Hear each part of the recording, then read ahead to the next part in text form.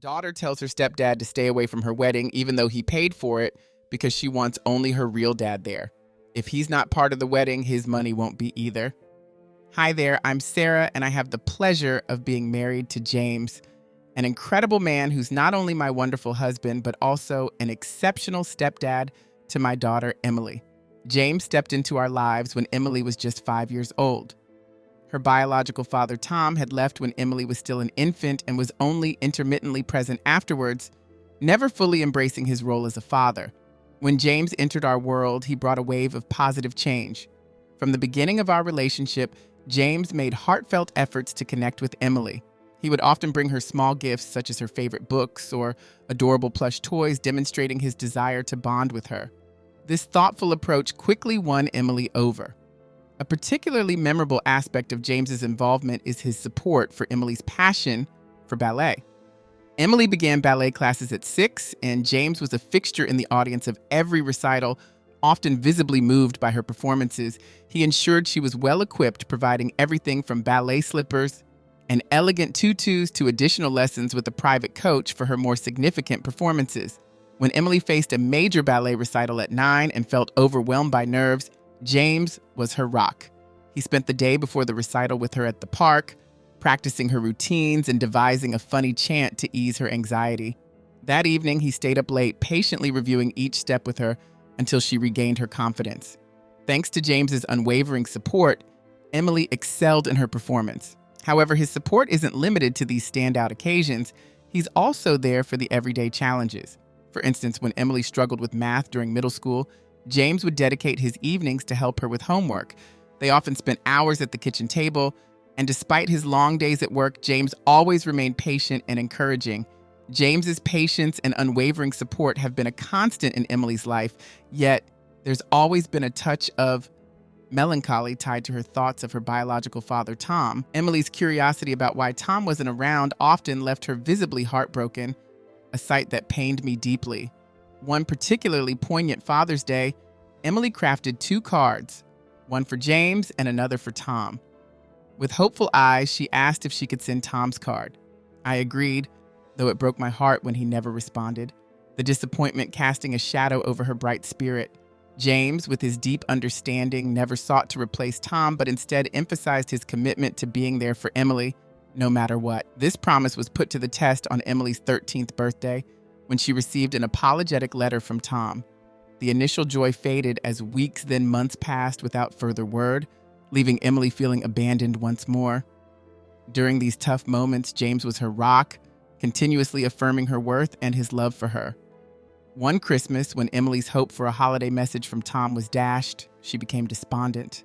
Observing her sadness, James orchestrated an elaborate Christmas scavenger hunt throughout our home. His thoughtful planning included hidden notes and gifts that eventually brought smiles and laughter back to Emily's face. James's actions highlighted his selflessness and dedication to putting Emily first. At Emily's high school graduation, James was the most emotional of us all. He delivered a moving speech at her party, celebrating her resilience and achievement. His words were so touching that even the usually composed Emily was moved to tears. Looking ahead, James ensured she was set for college by establishing a fund to cover her expenses, ensuring she wouldn't need to worry about student loans. About a year ago, a new chapter began when Emily announced her engagement to her longtime boyfriend, Mark, during a family dinner at our home. It was a rare occasion when we could all gather, and the announcement was a joyous culmination of years of love and support. Mark had become an integral part of our family, making the engagement a natural and celebrated step forward. As we reached the dessert course, Emily stood up, her expression a mix of nerves and excitement. "Everyone, I have some news," she announced, her voice trembling slightly. James' eyes widened with anticipation as she lifted her hand to reveal a sparkling ring. "Mark and I are getting married," she exclaimed. The room instantly filled with cheers and congratulations. James leapt from his chair, his face alight with joy, reminiscent of a brightly lit Christmas tree. He embraced Emily so tightly I feared she might be squeezed too much. The pride and elation emanating from him were palpable. He has always supported Emily wholeheartedly, and seeing her so thrilled truly made his day. He enthusiastically shook Mark's hand before pulling him into a robust, backslapping hug. James was the first to volunteer to finance the wedding, proclaiming, "We want to give you the best day possible." as he looked affectionately at both Emily and Mark. "Nothing but the best for our girl." Emily was visibly moved, wrapping him in another grateful embrace, thanking him repeatedly. From that point, James dove headfirst into the wedding preparations. He approached every aspect of the planning with enthusiasm, from visiting countless venues to tasting an array of cakes and attending numerous meetings with florists and decorators. James was deeply involved, providing his thoughts while ensuring Emily's preferences were prioritized. However, a few months ago, Emily began to reconnect with her biological father, Tom. His sudden interest in rejoining her life, especially now that she was planning her wedding, caught us off guard. While I harbored reservations due to his inconsistent past, Emily was hopeful, always having yearned for a relationship with him. Initially, everything seemed to be going well. Emily's happiness was evident, and it was heartwarming to see her positive about a relationship that had previously brought her much sorrow. However, I noticed a gradual change in her behavior towards James. Subtly, she began to overlook inviting him to critical planning sessions and dismiss his suggestions, actions uncharacteristic of her and ones that had previously meant a lot to both of them. James noticed the shift too, but true to his nature, he didn't bring it up. He's always been patient, understanding, and respectful of boundaries. One evening at dinner, Emily was animatedly sharing some wedding ideas Tom had suggested. When James tried to offer a suggestion, she cut him off mid-sentence, saying, "Tom and I already decided on this, James." The look on James's face was heartbreaking. He simply nodded and stayed silent for the remainder of the meal. There were other subtle changes too.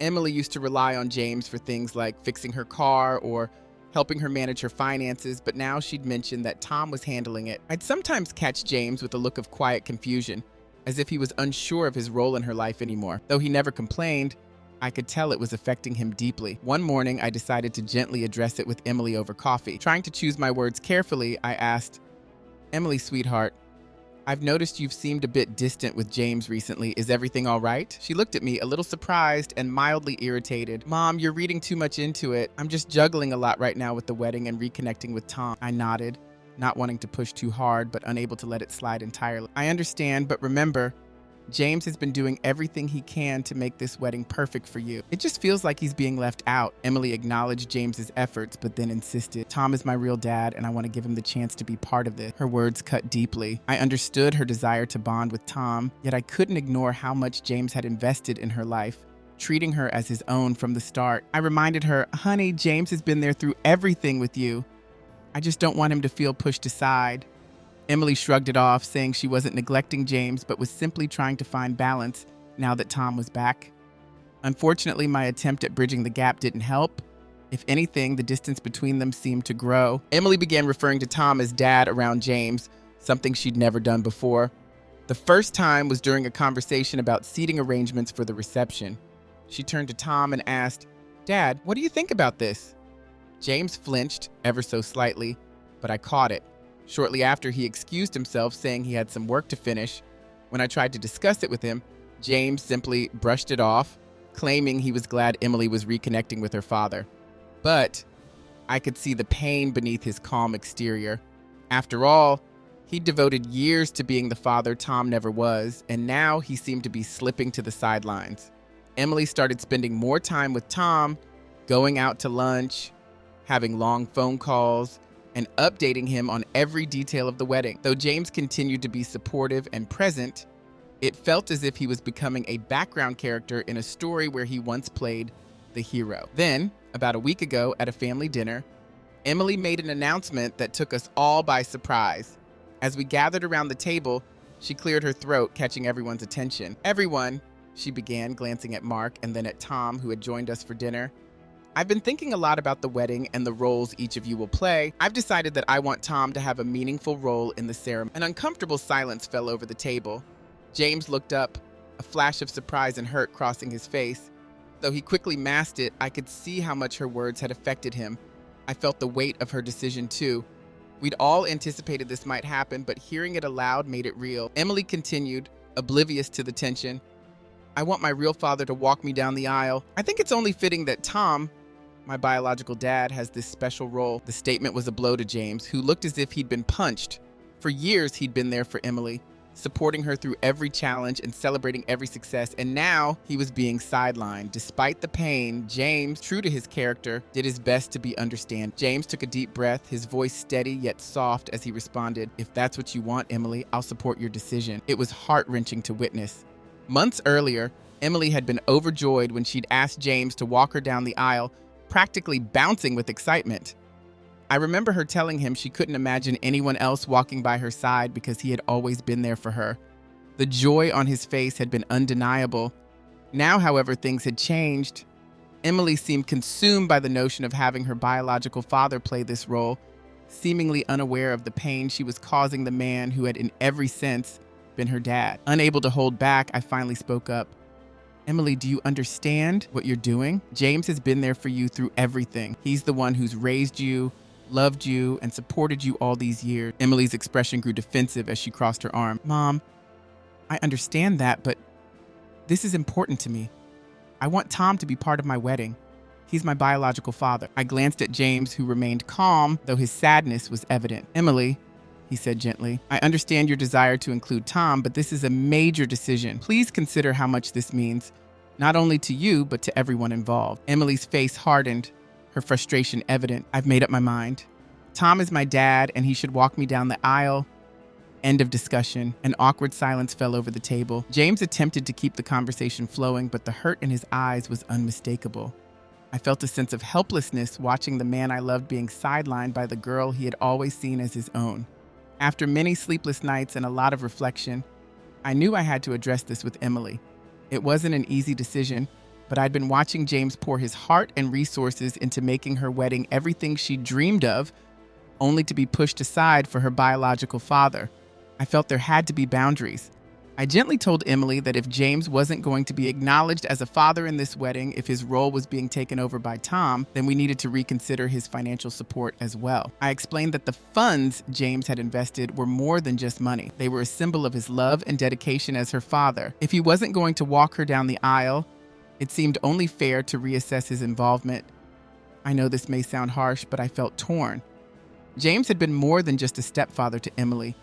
He had been her rock, her constant support, and now he was being cast aside. It felt like a deep betrayal to see James, who had been present for every part of Emily's life, overshadowed by Tom, who had barely been around. When I initially raised my concerns, James tried to dissuade me. He didn't want to create more conflict or disrupt Emily's happiness. He insisted we should focus on her joy, even if it meant he endured the quiet pain of being overlooked. But each day, I saw how much this was affecting him. What had once been excitement about the wedding had turned into silent resignation, and it was heartbreaking. I felt it was important for Emily to truly understand the depth of James's role in her life, not just symbolically, but in all the real, meaningful ways he'd been a father to her. Despite James's reluctance, I went ahead with the conversation. I sat Emily down and gently explained that if James was being removed from his fatherly role at her wedding, we would need to reconsider his financial support as well. I emphasized that this was not about money. It was about acknowledging the love and dedication James had poured into her life. Emily seemed stunned and visibly hurt, which wasn't my intention. I tried to clarify that this wasn't about punishing her, but helping her see that James's contributions were rooted in genuine love, care, and commitment. If she wanted Tom to hold the fatherly title at her wedding, it seemed only fair to rethink the role James had played, both emotionally and financially. When I mentioned that James's financial support might be reevaluated if he wasn't going to have a meaningful role in the wedding, I never expected it to escalate as it did. Emily's reaction was swift and honestly painful. She accused James of using his money to manipulate her wedding plans, something so out of character for her to suggest. It was shocking to see her turn from a loving daughter to someone feeling cornered and betrayed. Things spiraled quickly. Emily began sharing her perspective with family and friends, painting James as a controlling figure trying to dictate her wedding through financial pressure. What had started as a heartfelt conversation about family roles turned into a full-scale public dispute. This misunderstanding created a deep and painful rift within our family. The family was soon divided, and the tension was palpable. Some supported Emily's wish to involve Tom more, while others felt James was being unfairly sidelined. I found myself caught in the middle, trying to stand up for James while attempting to keep the peace. Amid the chaos, I asked Emily a question that had been weighing on my mind. If Tom was so important to her now, why hadn't she asked him to help pay for the wedding? Emily responded that she had, but Tom had admitted he didn't have any savings set aside for something like that. This revelation was a blow to James, who had given so much without hesitation. His sense of betrayal was overwhelming. and the pain of being painted as the bad guy cut deep. After much reflection, James made the difficult decision to step away completely. He chose to withdraw his emotional and financial involvement in the wedding, both to protect himself from further hurt and to make it clear just how deeply he had been wounded by Emily's actions. This decision wasn't easy for him, but he felt it was the only way to preserve his self-respect after everything that had happened. The impact was immediate. Without James's financial support, the wedding plans descended into disarray. Emily had been counting on his contributions to cover a significant portion of the expenses, and now, faced with a funding gap, she scrambled to make alternative arrangements. As a result, Emily was forced to cut back on many elements of the wedding. The picturesque venue she dreamed of, a place straight out of a fairy tale, was the first thing to go. Unable to afford it without James's support, she had to opt for a simpler location. Some items, like her wedding dress, were already purchased, so at least those remained untouched by the budget cut. As the wedding day approached, it became painfully clear that James and I wouldn't be attending. The emotional strain and unresolved hurt were too much to bear, and we feared that our presence might only stir up more tension. Our absence felt like the best way to avoid adding any further stress to Emily on her special day, so we made the difficult choice to stay away. A few days after the wedding, Emily reached out and called us. That conversation with Emily was one of the hardest I've ever had. She told us that we had ruined her wedding, accusing us of casting a shadow over what should have been the happiest day of her life by withdrawing our support and choosing not to attend. Her words were sharp and filled with hurt, and each one felt like a stab to the heart. Now, some of our relatives have taken Emily's side, saying we should have simply gone along with her wishes to keep the peace. They believe James and I overreacted and that family unity should come first, no matter what. It's incredibly painful to feel misunderstood and unsupported by those who should know the full story. I'm sharing this on Reddit because I need an unbiased opinion. In this situation, should we have continued to fund the wedding? Update 1. Hi everyone, thank you for all your comments. After reading your perspectives, I feel reassured that we did the right thing. It's been a few months since the wedding, and I wish I could say things have improved, but sadly, they haven't. Emily still isn't speaking to James or me, and it's as if she's completely cut us out of her life, which is truly heartbreaking. I've made multiple attempts to reach out to her, hoping we could have a calm discussion and work through everything. But she's been unresponsive and steadfast in her decision.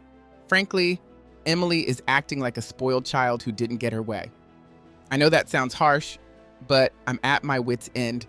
Instead of trying to understand our perspective, she's digging in her heels and refusing to acknowledge the pain she's caused James. It's a frustrating mix of sadness and anger every time I think about it. I understand that reconnecting with her biological father is meaningful to Emily, but I can't wrap my head around how quickly she dismissed everything James has done for her. It's as though she's forgotten all the sacrifices he made, all the times he was there for her when Tom was absent. And now, because things didn't go her way, she's cutting us out of her life and painting herself as the victim.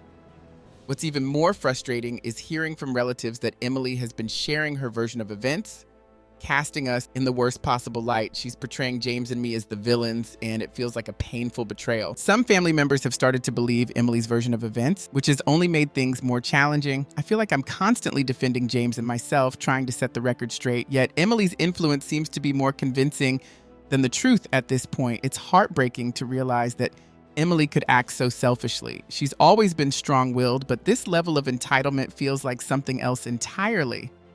It's as if she expects the world to bend to her desires, and when it doesn't, she lashes out, refusing to take responsibility for her choices. I'm sorry for the rant, but this has been an overwhelming situation, and it helps to have an outlet to express my frustrations. Update 2. Hi everyone, it's been a few months since my last update, and things have taken a surprising turn. I'm not entirely sure how to process it, so I thought I'd come back here for some advice. Last weekend, Emily unexpectedly showed up at our door. Given how distant and cold she's been since the wedding, I wasn't sure what to expect, but I let her in. Despite everything, she's still my daughter. After we sat down, Emily revealed that she and Mark were in serious financial trouble. Apparently, she had gone way over budget for the wedding. She'd maxed out her credit cards, and now she's being hounded by debt collectors. I was stunned. We all knew the wedding was costly, but I had no idea she had stretched herself so far. I asked her how she could let this happen, especially knowing her financial limit. That's when she said something that left me speechless. She blamed us. She said she had counted on our help with the wedding, and when we withdrew our support, it threw her into a financial scramble. My jaw practically hit the floor. Our fault? After everything that happened, after she sidelined James and made him out to be the villain, it took all my self-control not to lose my temper. James wasn't home at the time, so it was just me and Emily. I took a deep breath and then, unable to hold back, I asked, "Why don't you ask your dear dad, Tom, for financial help?" I know it was a bit snarky, but after everything we went through because of him, it just slipped out. Emily looked down and quietly admitted that she had already asked him, and, predictably, Tom had refused. I shouldn't have been surprised, but it still hurt to see her so let down by him, even though I saw it coming from a mile away. Then Emily started pleading with me. She said she didn't have anywhere else to turn, and even offered to take a small loan that she'd pay back. Seeing the desperation in her eyes tugged at my heart. Despite everything, she's still my daughter, and it hurt to see her in such a tough spot. But I couldn't ignore the recent past, the accusations, the way she treated James. It was all still fresh and painful. I told her that a lot had happened, and I needed some time to think it over. She looked disappointed, but agreed, and left. Now, I find myself in a difficult position, uncertain about the right thing to do. A part of me worries about telling James. I know he'd likely want to help her, as not contributing to her wedding has been weighing on him. Even though he chose to step back, I know it's been a painful choice, and he's still hurting from everything that transpired. But another part of me wonders if helping Emily would just enable her behavior. She needs to understand that actions have consequences, and she can't just run to us for help after treating us so poorly. I'm genuinely torn. Should I let James know about Emily's request? Should we offer her assistance, or is this a time for tough love? Any advice or fresh perspectives would mean a lot right now. After giving it a lot of thought, I decided to tell James about Emily's visit and her request for financial help. I knew he'd have strong feelings about it, and honestly, I was a little nervous about how he'd respond, but as soon as I told him, he didn't hesitate. Without a second thought, he picked up the phone and called Emily right then and there. James asked Emily how much she needed, and when she shared the amount, I saw the shock register on his face. It was substantial, far beyond a small loan. But without hesitation, he told her to come by the next day to pick up a check. After he hung up, I asked James if he was truly sure about this. Given everything that had happened, especially the way she had treated him, I wanted to be certain he wasn't acting on pure emotion. I even told him I would fully support him if he chose not to give her the money. But James, in his usual way, simply looked at me and said, "She's still our daughter, and I love her despite everything that happened." His words hit me hard. Even after all the pain, he held on to such a big heart. James has always been one to forgive easily, and that's one of the many reasons I love him so much. The next day, Emily came by for the check. I spent the entire morning thinking about what I would say to her. I knew we couldn't just hand over the money without setting clear boundaries. When she walked in, there was an initial awkwardness, but we sat down and I explained everything. I told her this wasn't a gift, it was a loan, and we fully expected her to pay it back as soon as she could. I needed her to understand that this wasn't about us rescuing her from poor choices. It was about taking responsibility. To my surprise, Emily agreed without any pushback. She simply nodded, and then unexpectedly, she hugged both James and me. It was a moment that caught me off guard. Part of me wanted to sink into that embrace, to pretend that everything was fine and that we could go back to the way things used to be. But another part of me, the part that's been wounded through all this, felt hesitant, unsure if her intentions were genuine. I want to believe Emily truly wants to mend things, but a part of me can't shake the suspicion that her outreach was more about the money than genuine reconciliation. After months of silence, she only came to us when she needed help. While I know it's natural to want to support our children, I'm still wrestling with this uneasy feeling that maybe we're enabling her instead of helping. As parents, we feel a responsibility to prevent Emily from falling into financial ruin, and that's why we ultimately decided to step in. But it's hard to find the line between supporting and enabling, especially when it's your own child. Thank you again for listening and offering your advice. Having this space to share and gain outside perspective has meant a lot.